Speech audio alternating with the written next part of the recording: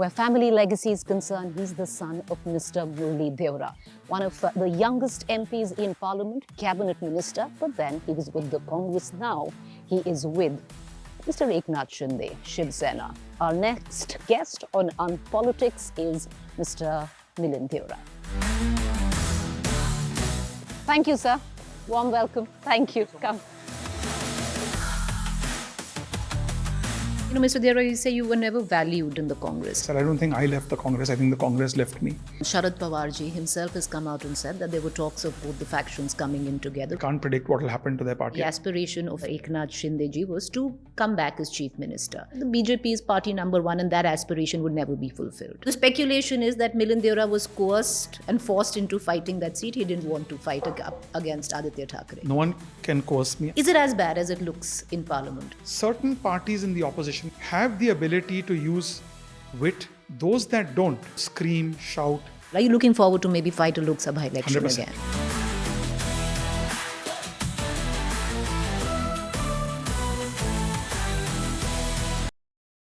Mr. Deora, welcome to UnPolitics. Thank you for taking the time out and joining us. You're in Delhi, attending Parliament. We highly appreciate it that you're speaking with us. But as the nature of our show, I'm sure you're used to very rich introductions, is to ask our guest to introduce themselves to our listeners and audiences. So how will Mr. Milind Deora introduce himself to our listeners and those who, because it's a video podcast as well? Well, my name is Milind Deora. I'm a member of Parliament in the upper house from the Rajya Sabha, from Shiv Sena, from Maharashtra. I've been in politics for the last 21 years directly. I've grown up in a political home and I've had the opportunity to represent Mumbai in Parliament starting from 2004. And that's my political introduction. Mm-hmm. If you ask me for the other aspects of my life, I'm also a musician. Okay. I'm also a guitar player. I'm a very proud father and a proud husband. You also come from very rich familial legacy of being Mr. Milind Deora's son. And, that carries a lot of weight itself in what you are today. Do you agree with that? Absolutely. I'm a very proud son as well.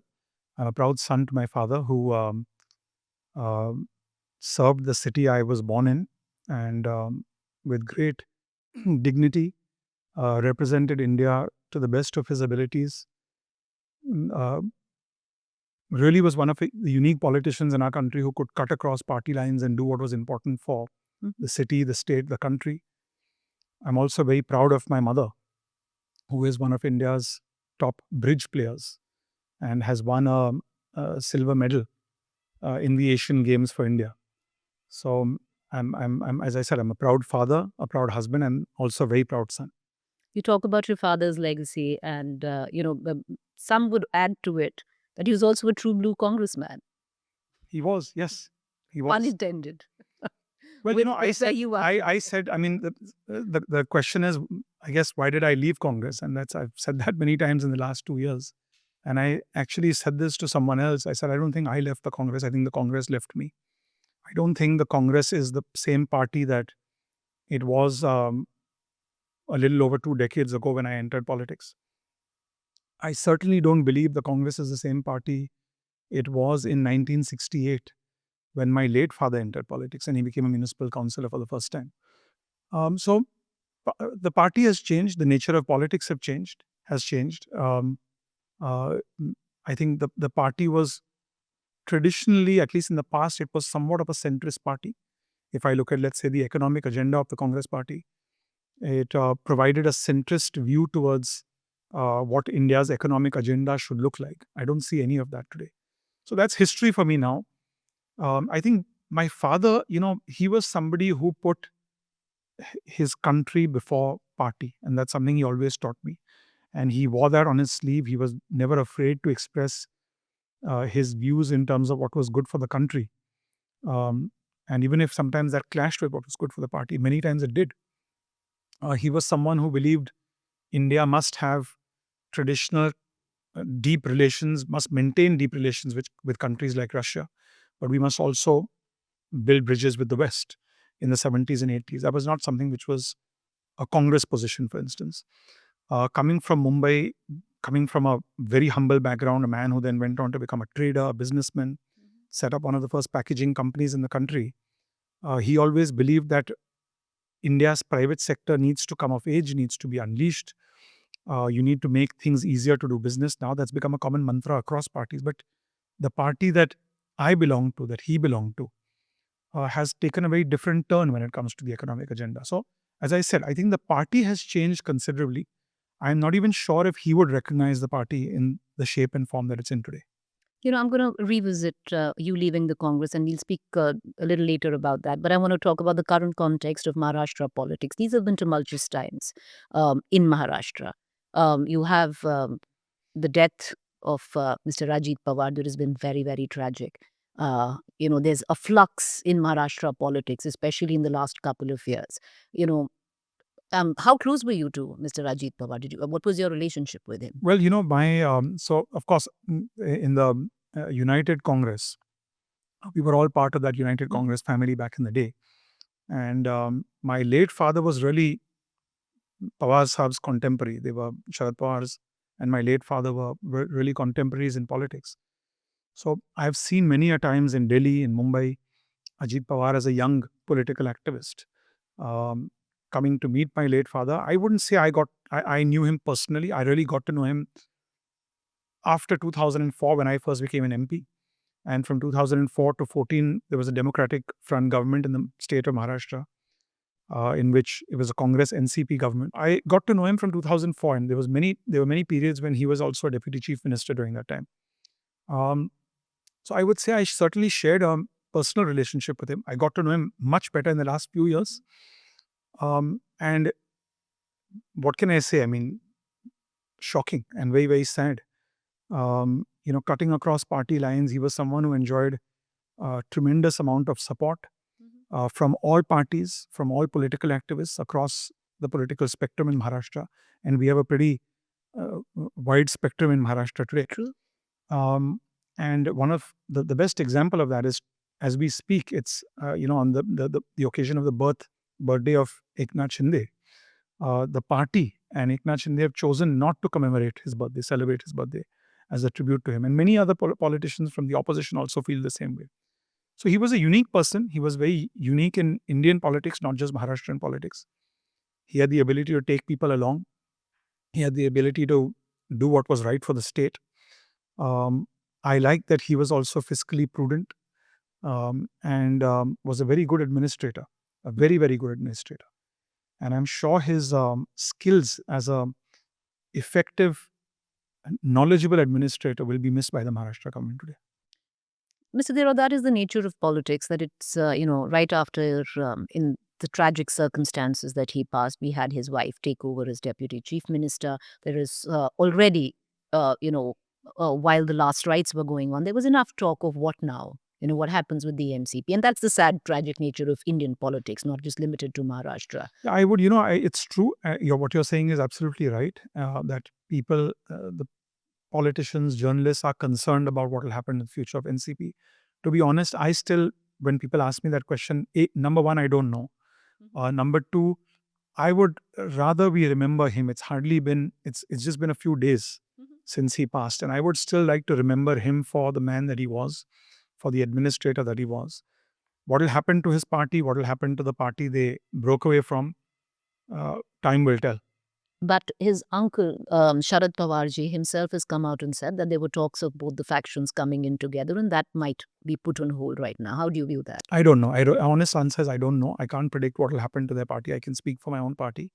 So somebody who's a politician, would it be politically my sense is that given the fact that we have just concluded the last leg of local body elections in Maharashtra, the Zilla Parishad elections. Recently, we had the municipal corporation elections, municipal council elections. There's no election in Maharashtra for the next 3.5 years. The next election in Maharashtra is the Lok Sabha election. After that, 4 years later, you will have the Vidhan Sabha election. So really, Maharashtra's election season is done and dusted.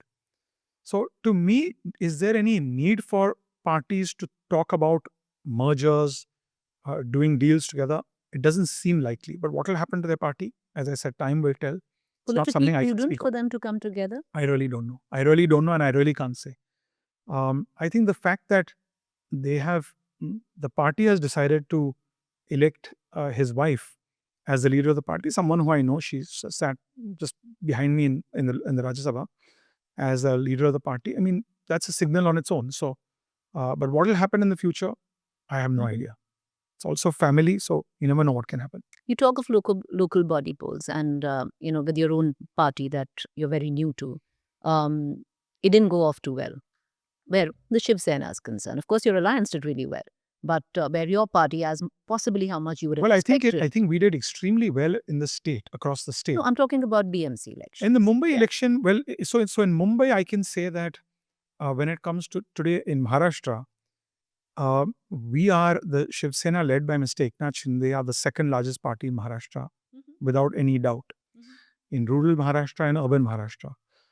In the Lok Sabha election, our strike rate was considerably better than Uddhav Thackeray's UBT strike rate. In the Vidhan Sabha election, we did far better. Yeah. In Mumbai is a different But even ballgame. with Vidhan Sabha elections, where Mumbai was concerned, you didn't do as So well. Mumbai, as I said, Mumbai is a different ball game. Mumbai is a place where the UBT faction still has a strong presence. I don't deny that. For instance, But Mr. Deora, I'm sorry, I'm for interrupting instance, you. But Aditya Mumbai, Thackeray himself is an MLA from Mumbai.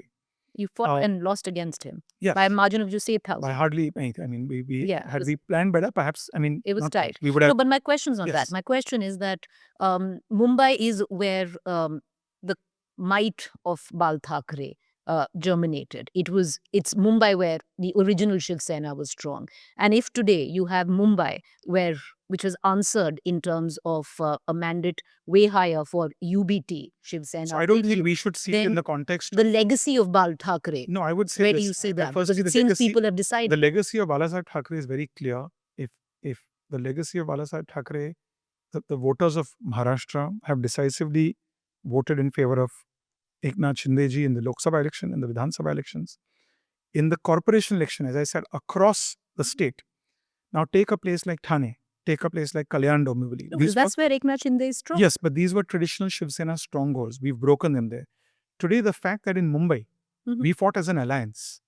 We fought far less seats than the BJP did, mind you. Of course. So, as an alliance, has the alliance defeated Uddhav Thackeray's party? I'm not talking about the alliance. No, but it has to be seen in the context of an alliance. Of course. And in the context of an alliance, the fact that they were dislodged after almost 30 years demonstrates that party is on the wane even in Mumbai. But barely dislodged. And where the direct fights were concerned between you and which is your party, Eknath Shinde faction, and the Shiv Sena UBT, in those direct contests, it didn't look like So I can tell you because one thing. they've done better. So I'll tell you one thing.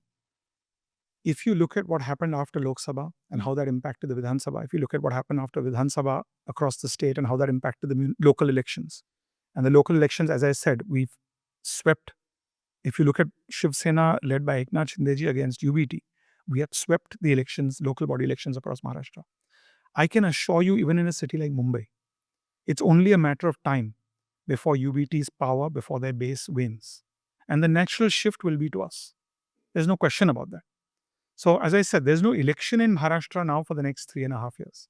There's plenty of time for us to strengthen our base in Mumbai. Try to understand also that even though we are the Shiv Sena, we are relatively a new outfit. And you have the party symbol. That's not everything. That, of course, that matters. That is huge. Of course, that matters. But the fact that you're a relatively new party, you've taken time to come of age, to build a base. You build a base online, you build a base offline, to have a Karyakarta network, to go to the people. The fact that we've been able to do what we've been able to do in a few years, in just a couple of years, makes me very confident based on our past performance that going forward, we will 150% become the Shiv Sena of Mumbai. Since you're specifically asking about Mumbai, we will 100% become the Shiv Sena of Mumbai. There's no question in my mind. You speak of... And I'll tell you why. If you followed the campaign very closely, the campaign of the UBT faction suddenly ditching Congress and suddenly joining hands with Raj Thackeray, the campaign was purely an emotional pitch. What was the emotional pitch? Please give us one more chance, otherwise we'll die. That was the essence of their pitch, of both the parties, of both the brothers. Because both the brothers knew that they've been completely pushed out of Maharashtra. And the only place where they have somewhat of a base left is Mumbai. And Mumbai was also the cash cow for them. Mumbai was also the place from which they ran their party. They drew money. That's why the Mumbai was plagued with all kinds of governance problems, from potholes You to were a part civil of that, hospitals. I was never a part of that. you 24. Okay, yeah. Yeah. I was never a part of Yeah, that. you were not. Yeah. So I've always opposed that. I've always fought consistently against that. The fact that they used that pitch, which is an emotional pitch, that give us one more chance, otherwise we'll die. That's something which I don't deny. It may have made voters a little emotional and said, let's give them one more chance. But that's not, And that's not going to but the sustain. data doesn't project that. The data actually projects that if the Congress and the Shiv Sena, which is the Uddhav Thackeray Shiv Sena, would have fought together, again, they would have done better. That's not true. That's, by the way, not true at all. At least, I'm just looking at That's sheer not data. something, but you can't In add, terms you of the can't, you wards. can't say vote share of this party, which has a completely different ideology, to Raj Thackeray and Uddhav Thackeray. If they came together and we added them together, we'll Well, get that. because they were They had- together in well, the they had Raj assembly Thackeray- elections and Lok Sabha. They had Raj Thackeray together. They didn't have Raj Thackeray in the They- assembly and of parliament. course they didn't. Yeah, They didn't. they didn't. Yeah. So if they had that, the vote share would have been very different. Congress voters, who are primarily minorities, would not have voted for UBT if they had Raj Thackeray with them. If That's they had, debatable. If it's That's the not- cost of voting for the BJP, they'd rather vote for a well, Raj Thackeray that's than not. I can guarantee you that would not have happened. So those are debatable Okay, that's okay. things. Yeah. But I can tell you that this pitch, which was an emotional pitch, Hmm. did it work for them as compared to, let's say, in certain seats where they were fighting directly against us? Perhaps it did. In certain seats where they were fighting against BJP, did it work for them? Yes, it did.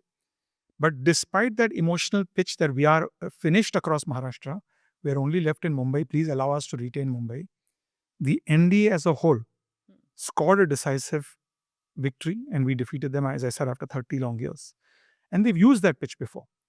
But this time, the fact that NDA won on its own, to me, means, with NDA being in power in the Mumbai municipality, with a strong focus on improving governance after 25 long years, with NDA being in power in the state and the center, I'm very confident that in the next 3.5 years, you will see a very different Mumbai when it comes to UBT. You will see that vote, you will see that base wanting to shift elsewhere. Because the party will not be able to sustain itself. And the voters will see through an emotional pitch of saying, give us one more chance. Okay, you talk of there is no election, and you're right, but there's aspiration. And it did seem for a very long time that the aspiration of your leader, Eknath Shindeji, was to come back as chief minister. Now, with the latest local body election results, it does seem, and the kind of atmosphere you see, where the BJP is party number one and that aspiration would never be fulfilled. Well, what's wrong in having that aspiration? Okay, so you continue to have it, but you know nothing's coming off it anymore. I don't think there's anything wrong in anyone aspiring to become chief minister or prime minister of the country. If someone has an aspiration or had an aspiration, there's nothing wrong. Certainly, the elections and the Vidhan Sabha elections were fought under Eknath Shinde's leadership. He was a chief minister. It was a decisive victory for the alliance. Of course, BJP got many more seats. And Devendra Fadnavis, who was deputy chief minister, who was a chief minister, became chief minister. There's nothing wrong in that. When you say what will happen in the future, this is politics.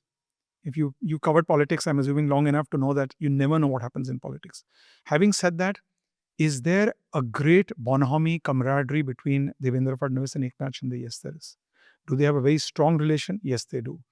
Are they working in unison together? Yes, they are. Are they delivering for the state? Yes, they are. If they weren't, and as certain people especially my friends in New Delhi, like to predict and overanalyze, maybe they're not working together, maybe there's an issue, maybe BJP and Shiv Sena. Well, the sheer fact that what happened with the mayor of BMC is concerned. What happened?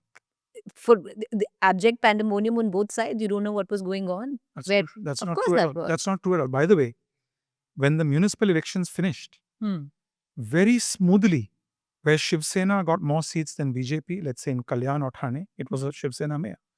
BJP got more seats than Shiv Sena in Mumbai, it was a BJP mayor. There was no confusion. A lot of this confusion. But right to the end, it was very. But I'll right to explain the end, to you. it was very clear. I'll explain to you. Your leader was holding ground, digging his heels in, that they wanted. Let me explain to you. Let me correct this narrative. Their party, Let me correct this narrative. When there's an alliance, is it natural for parties that are in an alliance to try to push their boundaries, So you to demand. agree you were pushing your No, boundaries. listen to me. Both were pushing their boundaries. BJP may have been pushing their boundary, we may have been pushing ours. Ajit Pawar may have been pushing his. Is it natural for parties? Is there anything wrong in alliance partners vying for more seats, for more space? No, there's nothing wrong. When you have an alliance with somebody, that doesn't mean, okay, this is what it is, we should not compete. You naturally try to push for, try to gain space. That's a natural part of an alliance. Does that mean there's a problem? No, it doesn't.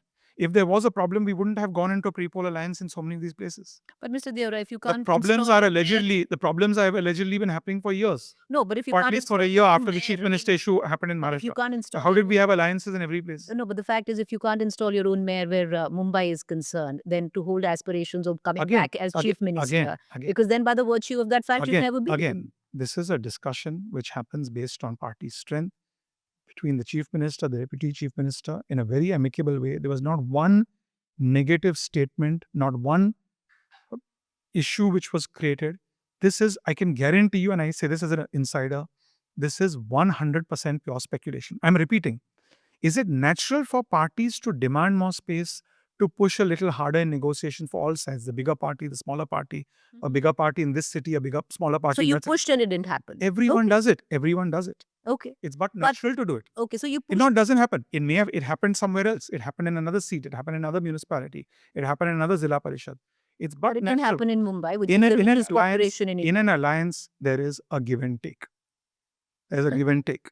So in an alliance, you have a give and take. That's how alliances work.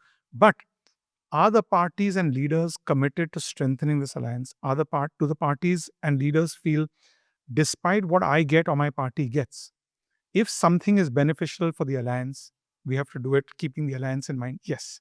That's the mantra with Okay. which So you I would pushed. say, and I can't speak on behalf of NCP, I would say that's the basis and the mantra based on which all three parties, including Ajit Pawar's party, and I'm sure Sunitra Pawar as a deputy chief minister will continue to work towards. All right. It's not like the MVA, by the way. Okay. Since you're asking us a question, it's not like the MVA where you suddenly have a situation where Congress and Shiv Sena, if you ask me, coming together, unheard of in my 49 years of existence. Mhm. Then suddenly Shiv Sena, UBT ditching Congress, now joining hands with Raj Thackeray. After this, Raj Thackeray split and started his own party to break away from Uddhav No, Thackeray. but then, okay, there are, So- but this is politics, like you say, Yes. anything can But happen. I I can would come say- up with a number of alliances I would with your say own today- alliance, so today you can safely- who has made in the past and which was improbable. So right? today my message to my friends in New Delhi would be, please continue to speculate. It gives us some oxygen as well. We like the speculation. Please continue to do that. But I can guarantee, you can keep it in writing, that there will be a very smooth functioning of these three parties for the next 3.5 years. And I'm sure Okay. during that election as well. You're right. There's a dichotomy because you yourself said you just don't know what happens in politics tomorrow. So there can't be no guarantees. But I can guarantee you this is what will happen. But how do you know it's politics? How do you know? I'm sure. How do we know that Because Milind I Deora know- might not make his because way I back know- to the because I Congress? know because I know Mr. Devendra Fadnavis's mind. I have a good relation with him. I know Mr. Eknath Shinde's mind, and I know that this is something they want to do. Did you know that it was possible that Mr. Devendra Fadnavis and Ajit Pawarji would take oath at 5:30 in the morning? It happened. I can guarantee you no one else is taking oath, But and I But can guarantee you this will sustain. Anyway, guarantees in what do you want me to say to I you? don't know. I'm How do I answer considering is okay. No. Where the BJP and you guys are concerned, is this also somewhere down the line a cautionary tale? And why I say it's a cautionary tale is, look at the BJP and how the party has, in terms of structure, in terms of organization, worked itself from the early 90s in Maharashtra, from being a fringe marginal player to being the strongest political outfit in the state today. A lot of that, and if you look how the parties played it out in other states as well, is at the cost of regional outfits like yours. There is, where I talk about the cautionary tale, is the cannibalization of smaller regional outfits. You must be wary of, and you know that. I'll tell you one thing. When the Democratic Front government was in power, as I said, from 1999 to 2014 for 15 years, the narrative was that Sharad Pawar's NCP would be finished and would be cannibalized. I would hear these same exact words. The fact is, although it's not one party, there But are it's two parties. split. But the And in all NCP, probability will be cannibalized if it doesn't put its house together. the NCP still exists. So if you're asking, you're But it asking, exists, Milind, facing an existential crisis but you're today. asking me to comment on things The that Shiv may Sena happen. that you're a part of is facing, the other outfit is facing an existential crisis. But you're today. asking That could me be you very But well. you're asking me to comment on what may happen. I can say tomorrow your channel may be facing an existential crisis. I don't know. Mhm. Right now, what is the current situation today? The current situation today is we are the second largest party in Maharashtra. Okay. That leadership position would not have arisen with the early erstwhile Shiv Sena. That has happened because of Eknath Shinde's popularity, because of his hard work, because of his commitment to the people, because of schemes that he initiated, like the Ladki Behan scheme. Now, what will happen in the future? We'll see what happens in the No, future. I'm just talking about. No, I'm not even talking about. It's not If you're even having a projecting. speculative question, It's not speculative. I'll tell you why it's not speculative, because there's enough data to substantiate the fact that smaller regional outfits either fall through the crevices of a very powerful BJP where parties disintegrate. There are so many states I can give you example from. what would you like me to say to that? I don't No, understand the I'm responses. like I said, is it a cautionary tale? Is what I'm asking. Well, the thing is that our view is very clearly that this Mr. Eknath Shinde's led Shiv Sena is very clear that we have our full support to the BJP. Okay. We believe that we are the most committed NDA partner in New Delhi and in the state of Maharashtra. Nothing will change that. As I said, we have an alliance which is based on an ideological alliance. It's a commitment that Mr. Eknath Shinde has, the party's founder Balasaheb Thackeray had to the BJP, that will continue. What will happen in the future in the next 3.5 years? Okay. Will the ratio go from 55, 45, 60, 40 to 40, 60? I don't know. I can't comment on it. Right now, our task is very clear, to be very candid with you. In the last year and a half in Maharashtra, there have been 3 major elections. We've just concluded several local body elections. We had a Vidhan Sabha election and we had a Lok Sabha election. Right now, our future, our plan, our strategy is to get out of election mode, to strengthen our respective organizations and to focus on governance. We have a lot of legroom to do that. Ask you, Mr. Deora. And I can assure you, we will do that. Okay. As far as governance goes, we'll do that together unitedly.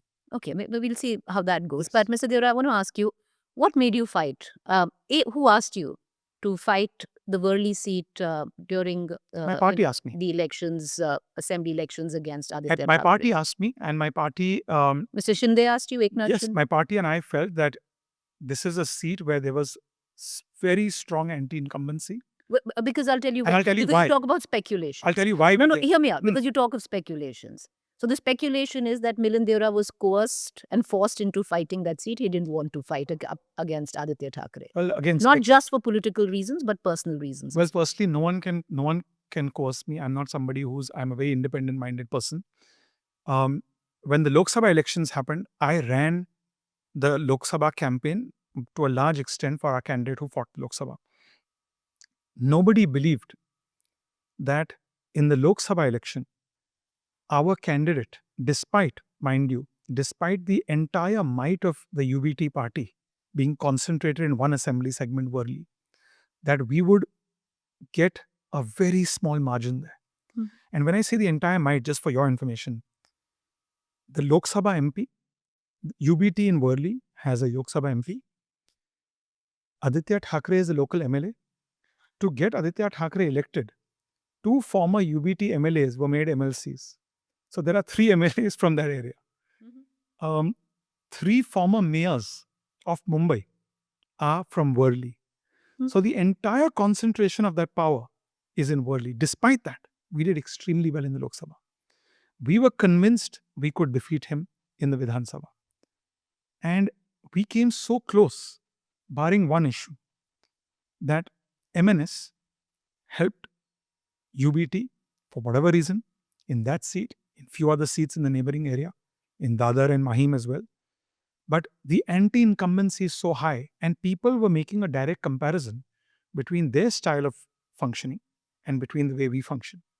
Okay, so and there are many examples. There are many local examples. A little less than 9,000 votes. Less than that. Yeah, a little less than that. Yeah, 8,800 something, if I'm not wrong. Okay, so I think even less than that, but yeah. It's over 8,000 for sure. Maybe give and take 100 here and there, but that was the margin of loss or victory. I mean, to be honest, not that it counts. A victory is a victory and a loss is a loss. But the fact that in certain rounds he was trailing as compared to us demonstrates that despite having the entire state's concentration in that one assembly, they still But that almost happens. lost. That happens. Which round? That doesn't happen. That doesn't happen to leaders of a party in states. You'd be Leaders surprised of what a happened big in party. 2024 elections. Leaders of You and I people both know what happened. People who claim that they are, as you said, the beneficiaries of a certain legacy and have concentrated their entire power in that one assembly, they don't come so close. They win more handsomely.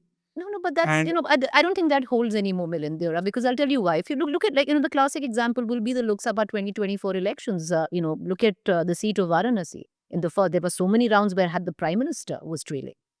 It's a fact. And it's a fact across the country. So this happens. I'm not saying anyway, that's you not- asked me, it's unpredictable. whose No, I'm saying, but you. legacy. So you're saying you're not No, coerced. not at all. Nobody. Why No, would anyone no, coerce? Why nobody. will anyone coerce? I was already a member of parliament. I was Okay. already a member of the Rajya Sabha. In fact, wanna ask you my why. natural instinct would have been to fight a Lok Sabha election. I was in the Rajya Sabha. I'm helping the party with other things. At that point, it was a collective decision where we felt, let's fight. Let's convert that anti-incumbency Okay. into a political win for the party. Okay, I want to ask you, why did you not choose the BJP and you chose Eknath Shinde Shiv Sena Again, these are when you decided to join it? I don't. These are things which these are. No, I'm sure you must have had an Well, offer. Preeti, these are not things like you go into. It's not yeah, politics is not a sort of a supermarket where you go in and you say, should I, consume a Coca-Cola today or should I consume a Pepsi today, and which looks better? It doesn't work like that. And it's true of any you have profession. It's offers? true of any profession. Did the BJP want you to join? It's true of any profession. You sometimes you choose a place. You first. I think the first thing that happened to me, which happens to any professional, I'm sure, is you ask yourself a question: do you feel valued in the place that you're currently in? Did I feel valued in the past in the Congress party? Absolutely. Am I grateful to the Congress for giving me what they've given me? Absolutely. Was I keen to leave the day I lost the elections in 2014? No. I waited for 10 long years without power, knowing that the Congress party is going to struggle for the next 15, 20, 30 years. I knew what the deficiencies were in the Congress party very, very clearly. But when you feel disrespected, devalued, as I said, when the Congress leaves you, when there's a fundamental structural, cultural change in an organization that you've helped create that culture for, you then naturally ask yourself that, am I really being valued in that profession and in that particular party and in that organization? I didn't feel that. At that stage, during the course of my feeling undervalued, were there offers from different parties? From across the political spectrum? Yes, there were. Parties only in Maharashtra? No, there were national parties, there were parties outside of Maharashtra that said, we would like to have somebody like Milind, we would like to have someone who has a presence in Mumbai, someone who has, a national presence. Absolutely, there were. Why do you zero in on somebody? That's a very personal question. No, it's a very professional question. It's not. It derives out of, as I said, how you're feeling at a particular time from the current organization. So you're saying Eknath Shinde and a personal connection you have, leader. and a personal connection you have with someone. I got to know his son. I got to know him. I saw in him a first generational style of leadership. I saw many similarities, frankly, between him and my father. Somebody who's come from nothing, somebody who went on to build something, like my father, he started his career as a corporator. He went on to become an MLA. My father was in the state assembly, of course, and my father went on to central national politics. But very, very similar personalities. That's why you chose. So it happens. It's not something, do you choose A, do you choose B, do you choose C? I'm very happy where I am. I think I've made the right choice. More importantly, I feel valued. I feel that I'm contributing. But you said, Mr. Deora, you say you were never valued, where you or there was a time where you thought the party left you and you were not valued in the Congress. Now, again, I will go down to the speculation at that point of time was that what really upset Milind Deora was the fact that he was not given the seat of South Mumbai because of an alliance at that point of time with the Uddhav Sena, and that seat went to Mr. Sawant. Might have been that might have been seat. that might have been trigger. Yeah, So you agree that was a I'm not. trigger. I'm saying there were many things that happened. There were many. Again, these are things I'm done with. It's a 2-year-old story. I've moved on. Um, I just, all I'll say is this: I just feel bad when I see the Congress behaving the way it is. To be very candid with you, because I feel bad for. But the Congress says they I, feel and bad. I'll tell you. He was 27 years old when we made him. Let me tell you what. Let me tell you my view. We offered him, and we got him to the parliament. The Congress, let me the say Congress says we gave you. Let me say something. Allow me to finish. That we gave you a cabinet berth, not once, twice over, at a young age when you were in your late 20s itself. So, and then of course move on to a cabinet berth. The Congress also says that you tried to humiliate Rahul Gandhi by quitting the day he was starting the Bharat Jodo Yatra, and all of this was at the behest of the Home Minister, Mr. Amit Shah. So had I quit another day, that would have been okay. But quitting on the day he's starting his yatra was bad. Is that the political optics? Is that not a ridiculous logic? If someone says that in politics, everything is no, optics. Preeti, but if Mr. you're Deora. saying Congress says that, that shows you how ridiculous it is, right? If they have someone who's leaving, they should be saying, I don't want that person to leave. Someone who's an asset for us. Forget the day. Oh, you should leave, but don't leave on this day. Is that logic? So you're saying the Congress never tried to hold No, you? I'm just telling you that what kind of. But are you also saying that Congress never tried to hold you back? That's such ridiculous logic. If someone is saying that, No, they're saying find because it the laughable. optics. No, but in politics, optics mean a lot. All I'll Mr. say is Deora. this. All I'll say is this. The Congress, I don't want to repeat what I've said 2 years ago. The Congress gave me a lot. They gave me a ticket to fight the Lok Sabha at the age of 27, not because they liked my face, but because I was the only one who could win that seat for the Congress party in South Mumbai, as a reality. Number one. Number two, I never brought any disrepute to the party. I performed for the party in my constituency. I performed for the party in Mumbai and Maharashtra. I performed for the party nationally. I performed for the party in parliament. I performed for the party in the government of India. The party, as I said, I feel bad because there are many people who would like the country, number one, to have a credible, constructive, strong opposition. Those people, unfortunately, are being let down. Number two, I feel bad for many friends who are karyakartas, volunteers, senior functionaries who want the party to perform. They want to progress. They want to be able to contribute to their city, their state, their village, their country. They are unable to do that because the party is failing to have a constructive agenda. So that's why I feel bad. I tried for 10 years my best I arranged for the first foreign visit for Rahul Gandhi in 2017. I took him to many universities around the world in the United States, arranged a very successful visit, which many people said was a turning point in his political career. As I said, I did things constructively. For me, politics is about contributing to the city and to the country. More than me feeling undervalued, that is something which happened. It's not just true for me. I'm not an aberration. It's happened for many people like me. True, you're right. Who felt undervalued, who felt underutilized, who felt maybe party gave us a lot in the past, but now for how long can I be thrown out in the garbage bin? I have to be able to. I still want to contribute. I mean, whatever, people felt that way. So eventually, you want to be able to contribute. You want to be able to give back. I'm not in politics because I want to make something out of it personally. My speeches in parliament when I intervene are giving positive, constructive agendas to this government on what we can do to take India forward. I personally believe, rising above politics, party A, party B, that the world is going through a completely bizarre period that has not been seen in 80 years since World War II ended. I fundamentally believe that. I don't think we are seeing trade disputes. We are seeing the kinds of political disruptions you see between India and the United States, between the United States and other countries that you see today. You're seeing even in everything between the treasury benches and you're seeing everything turned on its head today. In that time, it's a very unique time for a country like ours, which is the fastest growing major economy. We have two options. We can screw it up for ourselves, or we can convert what some will say is a challenge into a massive opportunity for India. We have a demographic dividend before us.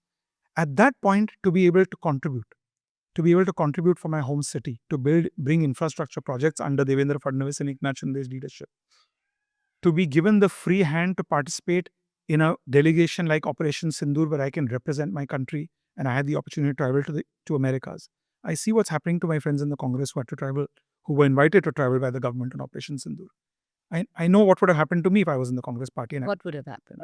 what's happened to other people? What's happened to some of my other colleagues? What has happened? Whatever has happened. No, I'm asking you what I has mean, happened. the media has speculated and knows what's happening. But So, you said don't believe in speculation. well, this part is true. Other speculation maybe. You can't pick what No. part is. Some speculation. This is not speculation. I would call it, this is correct information. That what is happening to some of my colleagues from the Congress party who were invited to travel to other countries as part of Operation Sindoor, the humiliation, the repeated trolling online, becoming non-existent in the party, in their states. These are not things that I signed up for when I entered politics 21 years ago. So the fact that I'm allowed to do the things that I wanted to do and that I was able to do in an earlier Congress, which had a different culture, to me makes me happy. Who's responsible for the current culture of the Congress then? It's not my business anymore. It's not my problem anymore. You've also had a very personal. All I can say today, I'm in the NDA. When I see the Congress performing the way it is in Parliament, outside Parliament, on social media, I can see that the NDA is blessed to have the Congress in this form because it's a blessing, it's a boon. You've always had a personal relationship with the Gandhis. Do you still have that? Again, at a personal level, there's nothing against any individual. But I feel bad that if certain individuals fail to reform themselves, fail to improve themselves, fail to sometimes behave statesman-like, and if that's costing the party dearly, if that's costing the country of a constructive opposition, then you have rebellions, you'll have people who'll move out, people who'll look for places where they can contribute. Is this a criticism of Rahul Gandhi? Well, it's a criticism of people who are refusing to improve. And Rahul Gandhi may not be the party president, but he's a leader of opposition in the Lok Sabha. Certainly, this is something which his party has to sort of give him that feedback. I know that there are many congressmen in Parliament, forget about outside of Parliament, who feel very unhappy at the performance of the party. So this is something which the Congress has to take feedback on. It's not something which I care about anymore, to be very candid with you. You're the first person who's talking to me about the Congress in 2 years. It's not something podcast. It's not something that affects me. It's something which I now see as an opportunity for the NDA. What do you make of that incident that happened between Mr. Ramneet Bittu and Rahul Gandhi? Firstly, to be sitting on the stairs of the entrance to Parliament and having ridiculous banners saying that the Prime Minister has been compromised. Because I find it ridiculous because recently the same party was saying, and the opposition was saying, that the criticism against the tariffs were that our tariffs were the highest compared to other countries. Raghuram Rajan, in fact, who advises the party now, his criticism was that our tariffs are the highest. Today, our tariffs are the lowest. Now, I want the best deal for India. I'm an Indian. I want Indian industry to prosper. I want Indian farmers to prosper. But the fact is that we have a trade deficit with the United States. The fact is that their politics has changed, as I said, on its head. The fact is that American voters are demanding that the government of the United States imposes tariffs on countries where they have an unequal balance of payment. Now, given that situation, I don't think the government can say we should get zero tariffs. But the fact that we have the lowest tariffs compared to other countries, that's exactly what the Congress was opposing. Now you're saying it's surrendered. Some MPs, subconsciously, do you think it applies to you? No, I know some MPs who chose not to be part of that protest, by the way. Does it apply to you? Because similar circumstances. I don't know. If someone said that to, all I know is if someone said that to me, I would have said something very unsavory. But so did Mr. Bittu. Yeah, sure. And I would have said something very, very unsavory. And like whatever. If that happens, unsavory. If that happens, I'll respond. But as I said, these are things which these just, again, you're going back to the Congress and what's wrong with the Congress. That's my last comment. I don't. To me, all I'll say is, I just feel these are good things for the NDA. This gives the NDA a lot of room to maneuver, to do the right reforms that the country needs. And as I said, I just feel sad for many Congress supporters, members who speak to me and feel terrible about the state of affairs. I just feel bad for them. You've been through the Lok Sabha route as well. You've been through the Rajya Sabha route as well. Are you looking forward to maybe fight a Lok Sabha election 100%. there? That's what you want to 100%. 100%. Yes. And it's a Lok Sabha election you're going to be Look, looking. my relationship with my constituency is very different from many people's relations with their constituents, because I'm not somebody who lives, let's say, in Delhi and then takes a train to my constituency Yeah. once a month. Yeah. And I live there, I work there. Um, my father has been a corporator from 1968. We have, as a family, fought, I think, 11 or 12 Lok Sabha fights, starting from 1980. So this relationship today in my office, if you come to my office, whether or not I'm in power, whether or not I'm an MP, whether or not my party is in power in the state or the center or the municipality, there are hundreds of people in my office who come for something like an admission letter, to a local governance issue, to some personal problem, to some medical assistance. And that is the relationship I have with the people of South Mumbai. So to me, that is, So 2029, you've already made your bid for the South Mumbai well, constituency. it's something, again, this is something which I personally today, although I'm a member of the Rajya Sabha, where you're elected from the state, so you're in the Council of States, technically your constituency is the entire state. My focus primarily is South Mumbai, is Mumbai, because that's just the nature of my politics. So certainly, do I see myself cut from, the mold of being a Lok Sabha politician or a Rajya Sabha politician? Of course, Lok I'm a Sabha Lok it Sabha is. person. Yes. So, like I said, you already made your bid for the South Mumbai seat in 2029. Okay, well, that's good. It's good to be not ambitious. You held it at one point. Probably Mr.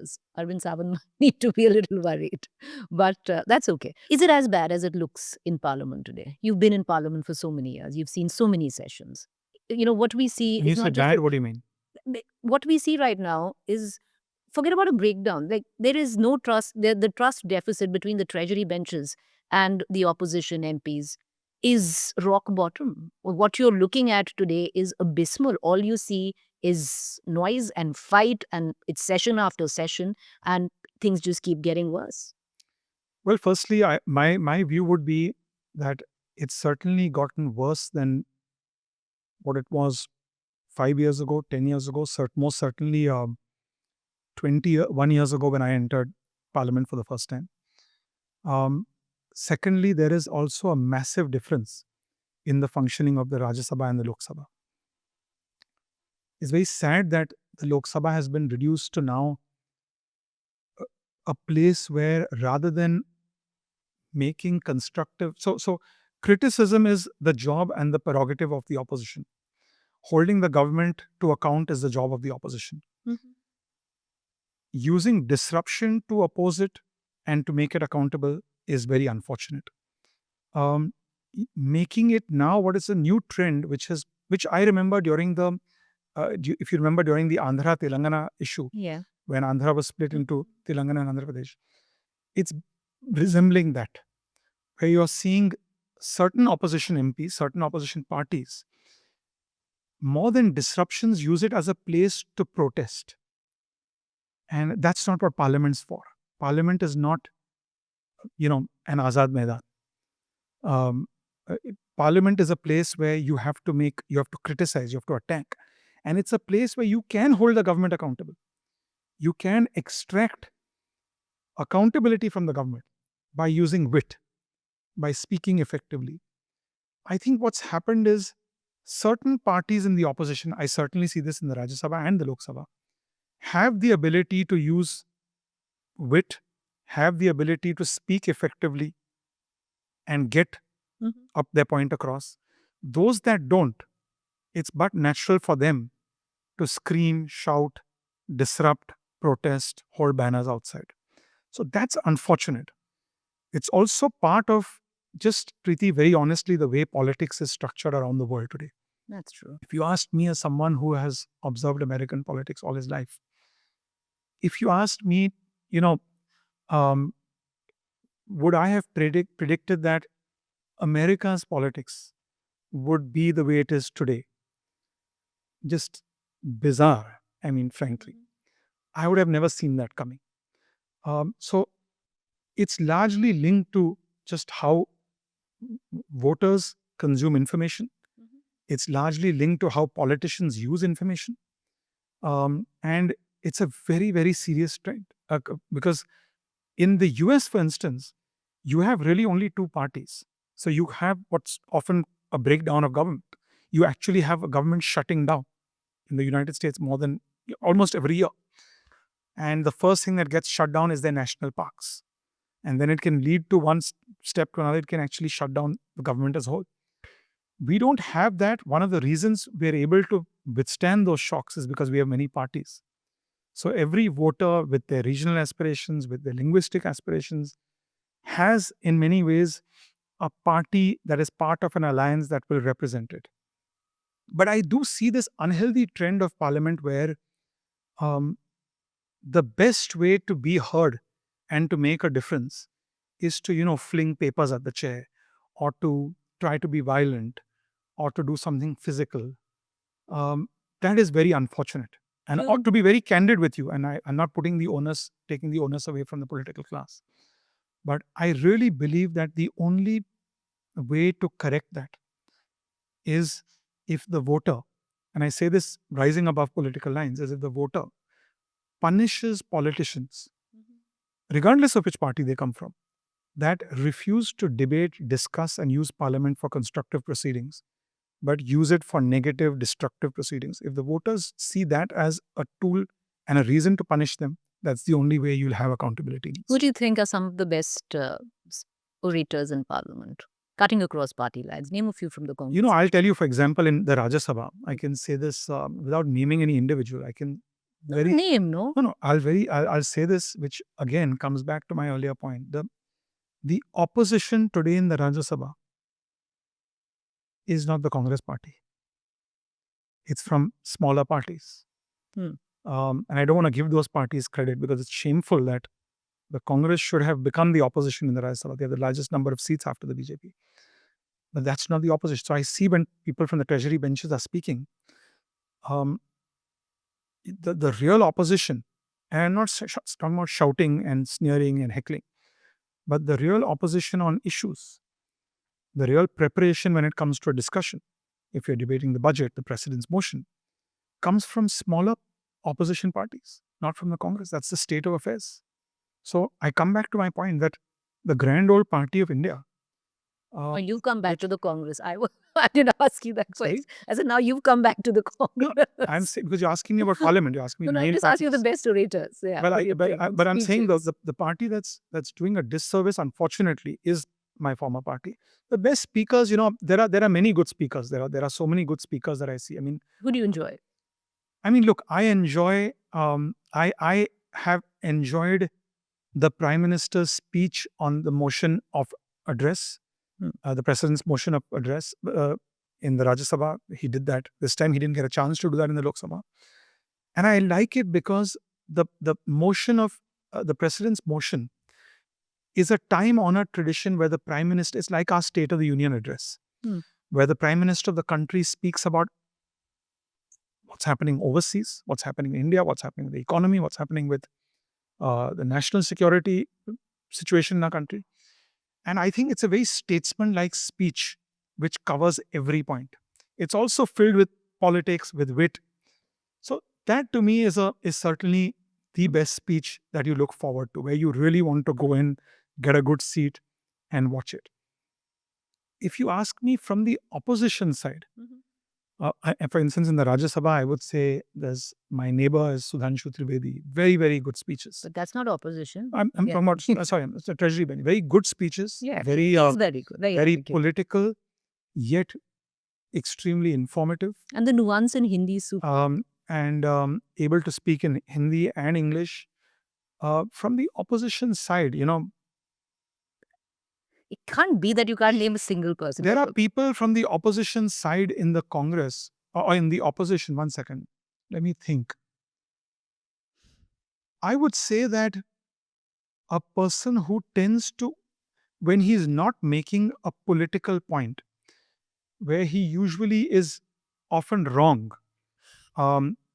when he's making purely constructive suggestions, would be P. Chidambaram. Hmm. His speech on the budget sometimes is filled with constructive suggestions, maybe because he's been a finance minister. But then he'll also try to make a political point that, UPI will never work, and then he'll be proven wrong. Um, Somebody who makes good speeches from the I would say a person who brings up good points. There's a woman named Swati Maliwal. She's a first-time member of parliament.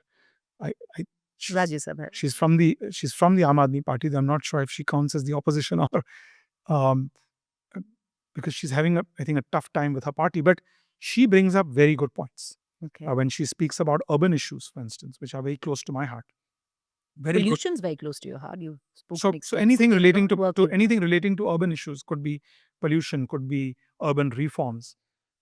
I've seen her bring up to could be crime in cities. She's brought up some very very informative points, puts them very fiercely, very effectively. There are people like that. So I would say there are many people in the opposition, at least in my house.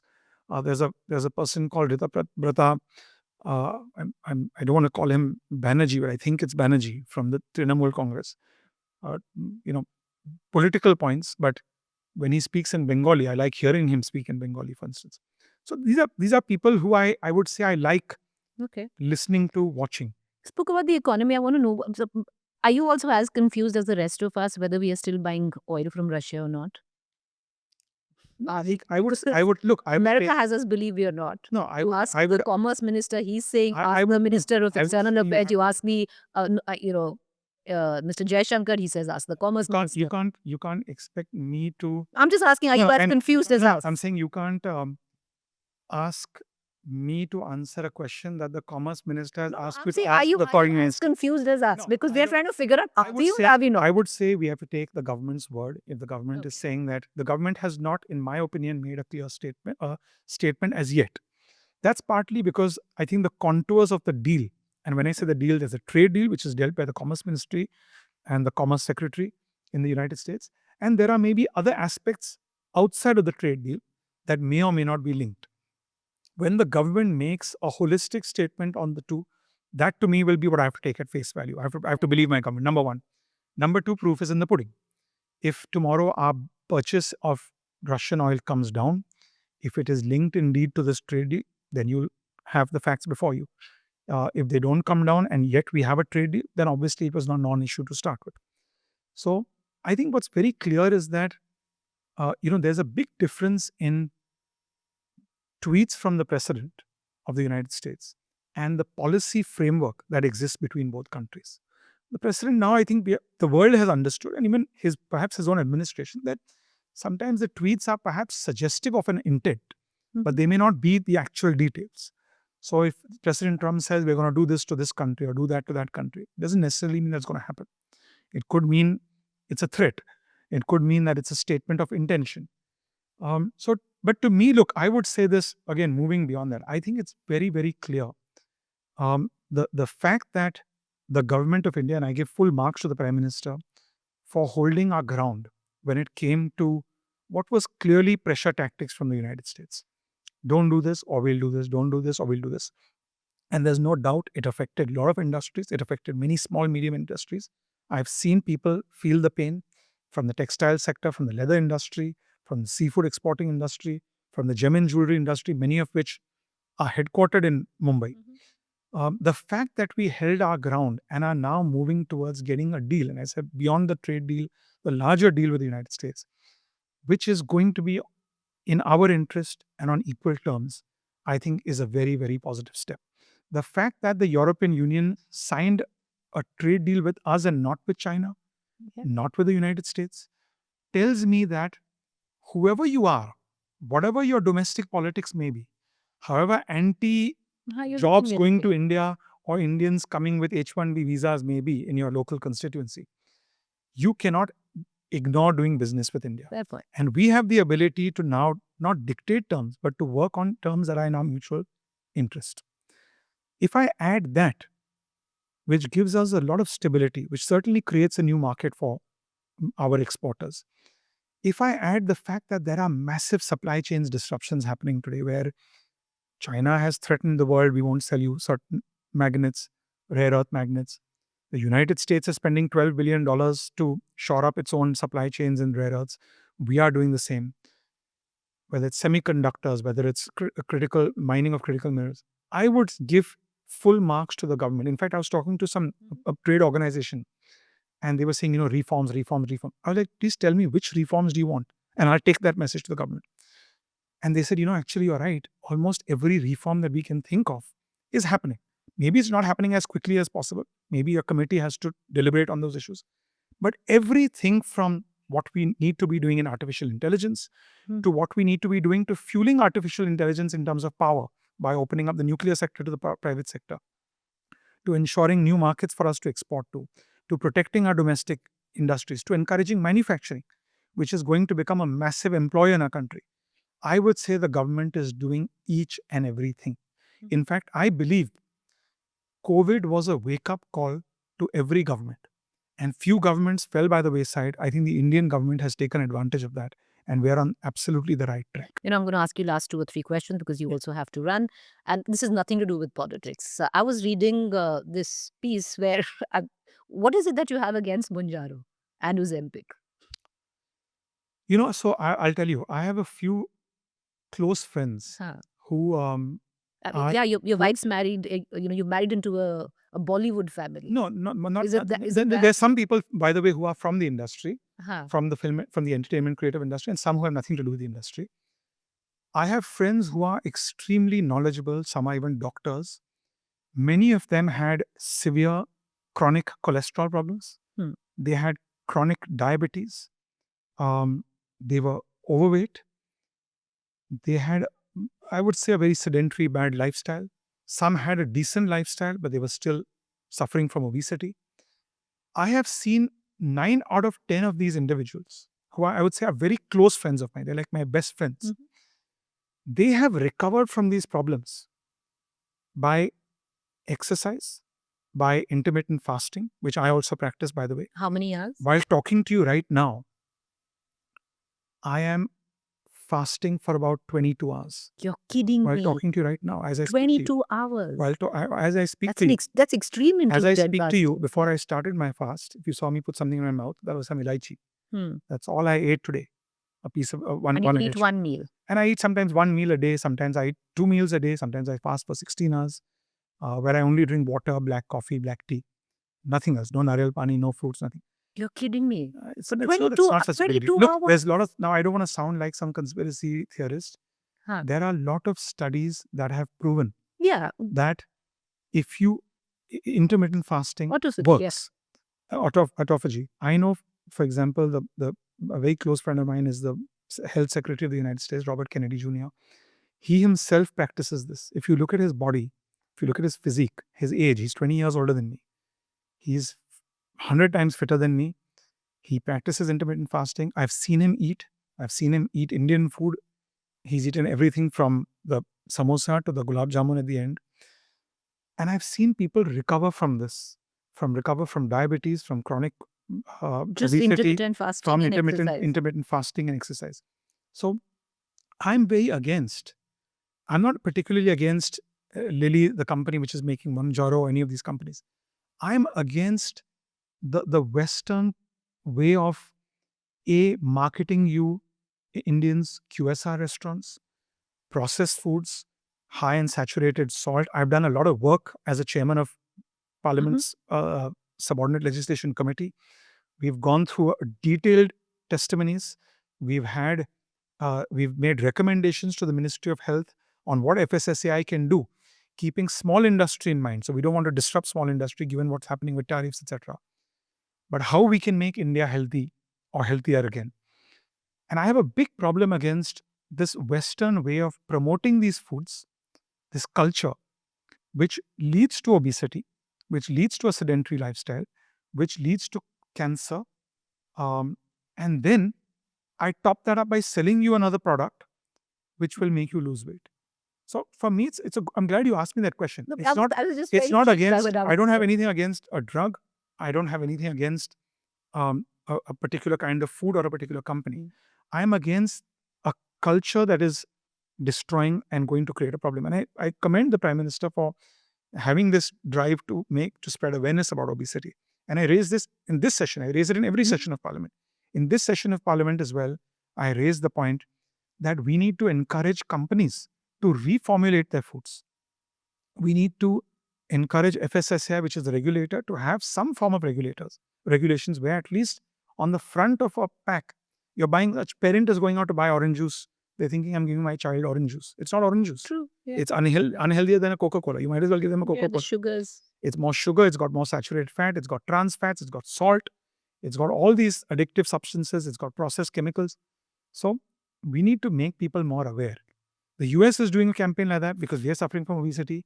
And I think that on top of that, when they've sold us this culture, which is destroying, hurting our future generations, now I'm going to come in and sell you a drug which is going to make you lose weight. Why?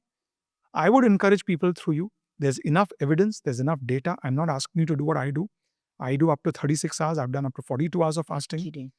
I would encourage, I'm confident that just doing 16 hours of fasting will benefit anybody. It will reduce your cholesterol. It will reduce your diabetes in the long run. It's helped me. It's helped my best friends. There's medical research. Study it first. Don't trust me. I'm not a doctor. Talk to your nutritionist. Talk to your doctors about it. But these are the solutions to make India much healthier. But somebody who's so, where pollution is concerned, you've been so vocal, it bothers you so much. Why isn't the Parliament discussing pollution? I would say Parliament has discussed it. There have been many discussions during question hour where the ministers, the governments have replied. Look, I think air pollution is it's something we have to also break down because it's very unique when you talk about air pollution. You can't just, there's not a one-size-fits-all problem or a solution for air pollution in India. If you look at the NCR region, for instance, I don't know if you're aware, but the entire Gangetic Plain has not seen the effects of climate change because of the haze of pollution.